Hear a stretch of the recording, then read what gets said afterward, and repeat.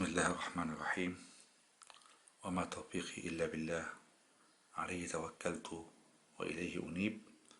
أقدم لحضراتكم معلومات حصرية تثقيفية مرئية بطريقة من الله بها علينا من فضله، وأسألكم الدعاء لوالدي ولي ولإخوتي وآل بيتي وأولادي وأحفادي، فإني وربي أحبكم في الله، ولولا حبي لكم وإخلاصي في هذا الحب ما بذلت هذا المجهود الضخم الكبير في توصيل المعلومة إليكم. أقدم لحضراتكم ربع جنيه المصري مسكوكة فضية وبرونزية نحاسية متداولة تذكارية معادية تقريبا من أول إصداراته إلى نهايتها أو إلى وقتنا الحالي. وأبدأه بربع جنيه تذكار تأميم شركة قناة السويس إلى الشركة العربية إلى الشركة المساهمة لقناة السويس في 1956 فضية بوزن 17 جرام، عيار 720.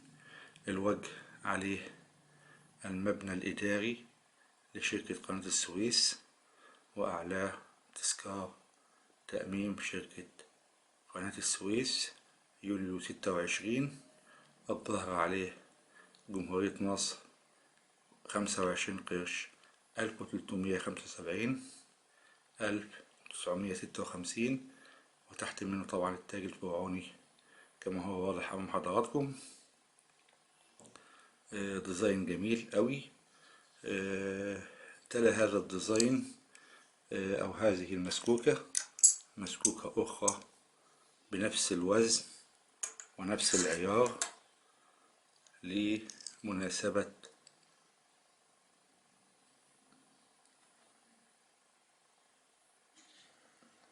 افتتاح مجلس الأمة. وكما هو واضح من حضراتكم الوجه عليه مبنى مجلس الأمة يعلوه شمس مشرقة.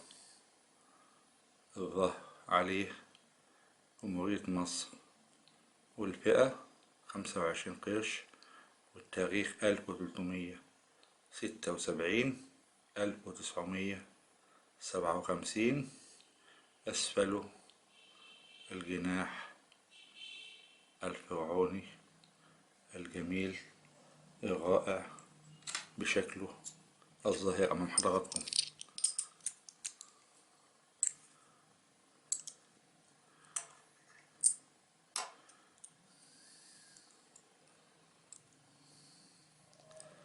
قطعة بعتبرها القطعة دي يعني ايه شحيحة قليلة إلى حد ما. هي بمناسبة العيد الماسي للبنك الأهلي المصري.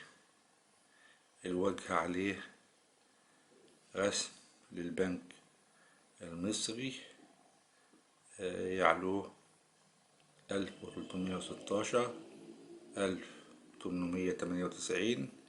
أسفل شكل الكرة الأرضية كما هو واضح 1393 1973. تاريخين طبعا الهجري والميلادي. الظاهر عليه العيد الماسي للبنك الأهلي المصري جمهورية مصر العربية 1392 1973، والفئة 25 قرشا. طبعا وهنا الترتيب التاريخي خلني في فالقطعة دي المفروض قبل قطعة البنك هي ذكرى تحويل مجرى نهر النيل، الوجه عليه قناة التحويل، وشمس مشرقة أعلى المبنى أو قناة التحويل، 1574 ذكرى تحويل مجرى نهر النيل. ده الوجه بالبورتريه الرائع المعروف لنا جميعا، الظهر الجمهورية العربية المتحدة، والفئة والتاريخ 1384 1964. طبعا مما هو جدير بالذكر أن هذه القطعة هي من ضمن طقم ذكرى تحويل مجرى نهر النيل، يتكون من نصف جنيه وربع جنيه و10 صاغ و5 صاغ. هذه القطعة من الطقم. احنا كده هيبقى بدون ترتيب خالص، بدون ترتيب تاريخي خالص. ديا احنا 64، ديا 1960. هما هيبقوا محصورين القطع الفضية فئة ربع جنيه ولكن بدون ترتيب زمني. قطعة تذكار افتتاح مجلس الأمة، الوجه عليه كما هو واضح مبنى مجلس الأمة، عليه الكاف القسم فوق المصحف، الظهر الجمهورية العربية المتحدة، والفئة والتاريخ 1380 1960. تحت منه الجناح الفرعوني كما هو واضح أمام حضراتكم. مما هو جدير بالذكر أن المصمم، لا أدري من يكون هذا المصمم، قد صمم قطعة لهذه المناسبة ولكن كان بها خطأ، وهو أن الكاف فوق المصحف كان باليد اليسرى، ولا أدري ألغي هذا التصميم بذلك العيب ولم يتداول، لم أراه، ولكن رأيته في مصلحة سك العملة ولم أراه في السوق مع أحد الأشخاص. هذا للعلم، لم أراه مع أهل الهواة من قبل، هذا للعلم. بعد كده إن شاء الله يبقى ربع جنيه، الزعيم جمال عبد الناصر، الوجه عليه صورة للزعيم جمال عبد الناصر، الظهر عليه الجمهورية العربية المتحدة، والفئة والتاريخ. هذا وزنه 6 جرام، ربع جنيه دون وزنه 6 جرام. الربع جنيه بتاع ذكرى تحويل مجرى نهر النيل كان وزنه اللي هو دون كان وزنه 10 جرام، يبقى اللي قبل كده كان وزنهم 17 جرام اللي هم بتوع مجلس الأمة، مجلس الأمة وقناة السويس 17. ذكرى تحويل مجرى نهر النيل 10 جرام، 6 جرام وزن عبد الناصر، قطعة مسكوكة عبد الناصر. مسكوكة البنك الأهلي كان وزنها 6 جرام أيضا. كده يبقى انتهينا من العملة الفضية التذكارية المتداولة، وبعد كده نبدأ في العملة المتداولة غير التذكارية. ربع جنيه مثقوب رجع بنا إلى الزمن الطويل البعيد لعملة السلطان حسين كامل المختلفة وعملة الملك فاروق فئة المليم. ده ربع جنيه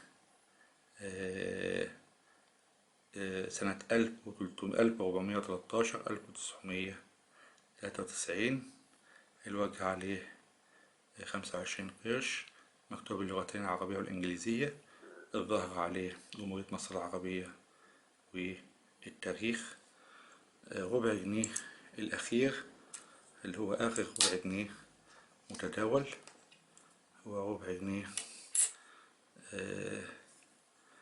اللي هو دون ربع جنيه الوجه عليه 25 قرش باللغة العربية والإنجليزية.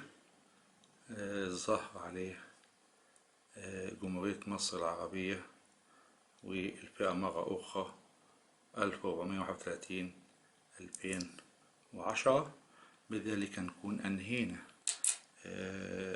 شرح ربع جنيه المصري بفئاته المختلفة بتواريخه المختلفة وبأشكاله المختلفة وبأوزانه المختلفة وعياراته سواء كان فضي أو معدن. تقريبا هو لون ربع جنيه المصري كامل وحصري أقدمه لحضراتكم. أرجو أكون وفقت في تقديم هذه المعلومة لحضراتكم إن شاء الله رب العالمين. إلى لقاءات أخرى بإذن الله سبحانه وتعالى، والسلام عليكم ورحمة الله وبركاته.